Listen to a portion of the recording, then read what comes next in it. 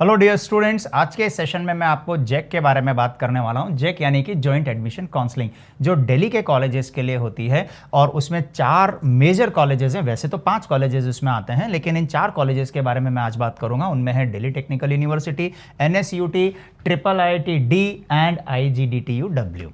ये college specifically girls students के लिए ही है, जबकि ये बाकी तीनों कॉलेजेस गर्ल्स बॉयज सभी के लिए हैं।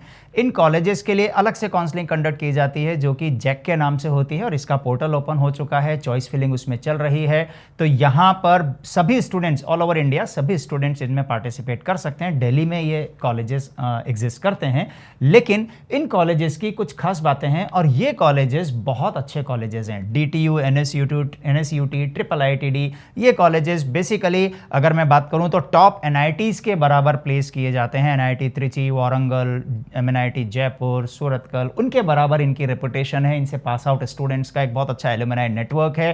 IIIT रिलेटिवली नया कॉलेज है, लेकिन यहां पर भी बहुत अच्छा प्लेसमेंट अब स्टूडेंट्स के होते हैं। तो इसकी पूरी काउंसलिंग आपको डिटेल में समझनी चाहिए। IGDTU बहुत अच्छा कॉलेज है, गर्ल्स के लिए बहुत अच्छी अपॉर्चुनिटी है और बहुत पीछे तक की ब्रांच के स्टूडेंट्स को, गर्ल्स स्टूडेंट्स को यहाँ पर एडमिशन मिल जाता है और प्लेसमेंट्स और यहाँ का ओवरऑल एनवायरनमेंट बहुत अच्छा है। तो आपके पास जो भी ऑप्शंस हो, उन ऑप्शंस के साथ इनको भी एक बार ऑब्जर्व करके देखें और फिर अपने लिए एक सही डिसीजन लें। तो आज मैं आपको इन कॉलेजेस में एडमिशन के थोड़ी सी डिटेलिंग बताता हूँ कि किन स्टूडेंट्स को यहाँ पर जाना चाहिए। इनके लास्ट ईयर की ओपनिंग क्लोजिंग रैंक के बेसिस पर मैं कुछ सजेशंस भी आपको दूंगा लास्ट तक, इसलिए सेशन में लास्ट तक बने रहिएगा। यहाँ सबसे पहले जो एडमिशन क्राइटेरिया है वो JEE main all India rank के बेस पर होता है। काउंसलिंग इसकी अलग से कंडक्ट होती है, जैक के नाम से, जॉइंट एडमिशन काउंसलिंग इसके नाम से अलग से कंडक्ट होती है। यहाँ पर सीट्स का रिजर्वेशन है। वो स्टूडेंट्स जो दिल्ली NCR को बिलोंग करते हैं, जिन्होंने वहाँ से 12th का एग्जाम पास किया है, उन स्टूडेंट्स के लिए 85% सीट्स यहाँ पर रिजर्व्ड हैं और रेस्ट 15% सीट्स ऑल इंडिया की कैटेगरी में आती हैं, जो कि all India rest of the country के स्टूडेंट्स के लिए अवेलेबल हैं। यानी 15% सीट्स में आप वो सभी स्टूडेंट्स जो दिल्ली NCR के नहीं है वो अपीयर कर सकते हैं और 85% सीट्स दिल्ली के स्टूडेंट्स, यानी दिल्ली के स्टूडेंट्स के लिए तो ये गोल्डन अपॉर्चुनिटी है। रैंक पीछे होने के बावजूद भी बहुत अच्छा कॉलेज आपको वहां पर मिल सकता है। Eligibility, DTU, NSUT and IGDTU के लिए जनरल कैटेगरी में मिनिमम 60% PCM में चाहिए और अदर कैटेगरीज में OBC में 55 एंड SC/ST के लिए मिनिमम 50% आपकी क्लास 12th में होना चाहिए। और इसके अलावा IIIT दिल्ली के लिए जनरल कैटेगरी के स्टूडेंट्स को 70% एग्रीगेट मार्क्स चाहिए और OBC में 65 एंड SC/ST कैटेगरी के स्टूडेंट्स के लिए 60% चाहिए। फीस भी इन कॉलेजेस की काफ़ी कम है और प्लेसमेंट के रिकॉर्ड्स इनके बहुत अच्छे हैं। अब चलिए बात करते हैं कि जब 15% सीट्स ही यहाँ पर अवेलेबल हैं out of India, out of Delhi region के स्टूडेंट्स के लिए, तो लास्ट ईयर की क्या कट ऑफ यहाँ पर रही होगी वो मैं आपको बताऊं तो आपको यहाँ पर ब्रॉड एक आइडिया मिल जाएगा कि हमें क्या ऑप्ट करना चाहिए। तो मैं पहले आउटसाइड दिल्ली के स्टूडेंट्स के लिए बात कर रहा हूं, जो 15% सीट्स के लिए फाइट करेंगे आउटसाइड दिल्ली के लिए। लास्ट ईयर यानी 2021 की क्या कट ऑफ्स थी। ब्रॉडली में यहां पर जो कॉलेजेस में जो डिपार्टमेंट्स होते हैं उनको 2 कैटेगरी में रख रहा हूं। एक होता है कंप्यूटर साइंस और दूसरा रिमेनिंग ऑल अदर ब्रांचेस। तो मैंने यहां पर ब्रॉड क्लासिफिकेशन यही रखा है, computer science and core branches and non core branches. Computer science आप सभी समझते हैं और जो बाकी की ब्रांचेस हैं उसको भी मैं 2 कैटेगरी में बांट रहा हूं। एक है कोर ब्रांच। कोर ब्रांच का मतलब हो गया जैसे इलेक्ट्रॉनिक्स, इलेक्ट्रिकल, मैकेनिकल, सिविल, है ना, ये वाली केमिकल, ये कोर ब्रांचेस हो गई। और इसके बाद मैंने लिया है non core branches. Non core branches में जैसे प्रोडक्शन एंड इंडस्ट्रियल, ये मैकेनिकल डिपार्टमेंट का ही एक ब्रांच है ना। कंप्यूटर साइंस में मैंने लेकिन कंप्यूटर के सभी ब्रांचेस को ले लिया। जैसे कुछ कॉलेजेस में कंप्यूटर साइंस के साथ AI, DS इनके स्पेशलाइजेशन के कोर्सेज भी हैं, स्पेशली IIIT दिल्ली में वो कोर्सेज हैं, तो मैंने उनको कंप्यूटर साइंस में ही रखा है। अगर कंप्यूटर साइंस नहीं मिलता है तो आप कोर ब्रांच के बारे में भी सोच सकते हैं, अगर आपके पास कोई दूसरा बहुत अच्छा ऑप्शन नहीं है तो। और ये मैं आपको ऑलरेडी मेरे एक वीडियो में बता चुका हूं, जो कि इस चैनल पर अवेलेबल है। आप देख सकते हैं कि ब्रांच और कॉलेज में सिलेक्शन कैसे करना चाहिए, उसको जरूर आप देखिए, उसका लिंक आपको डिस्क्रिप्शन बॉक्स में मिल जाएगा।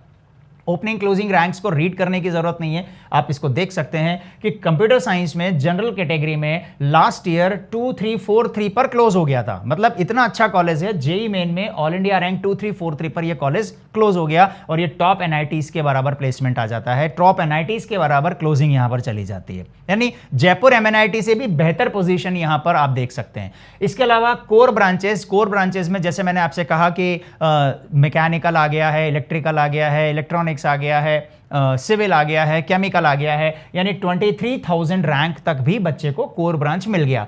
23,000 रैंक पर जनरल कैटेगरी में out of India, out of Delhi जितने भी एनआईटीज हैं उनमें किसी में भी कोर ब्रांच में अच्छे कॉलेज में एडमिशन नहीं मिलता है।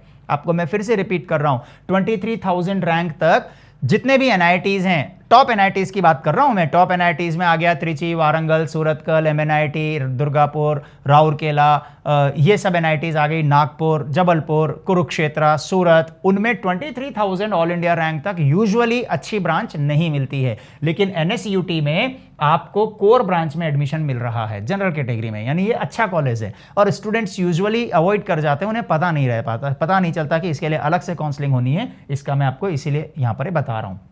अगर हम रिजर्व कैटेगरी की तरफ जाते हैं तो आपके पास देखिए काफ़ी अच्छी अपॉर्चुनिटी है, पीछे जैसे जैसे जाते जा रहे हैं ईडब्ल्यूएस या ओबीसी कैटेगरी में आप चलते हैं तो, right, EWS and OBC category में तो कंप्यूटर साइंस मिलने के भी चांसेस काफ़ी अच्छे बन जाते हैं इस पर्टिकुलर रैंक पर, और ये टॉप एनआईटीज के बराबर का कॉलेज है। इसके बाद अगर मैं एनएसयूटी की बात करूं तो ये भी ऑलमोस्ट डीटीयू के बराबर ही प्लेस रहता है, और 2245 पर इसमें कंप्यूटर साइंस क्लोज हो गया था जनरल कैटेगरी में, और कोर ब्रांचेस 20,211 पर क्लोज हो गया था। और नॉन कोर ब्रांचेस हैं, नॉन कोर ब्रांचेस जैसे इंडस्ट्रियल प्रोडक्शन, इस तरह की जो ब्रांचेस बाद में आती हैं उनमें भी 31,000 तक एडमिशन बच्चों को मिला है।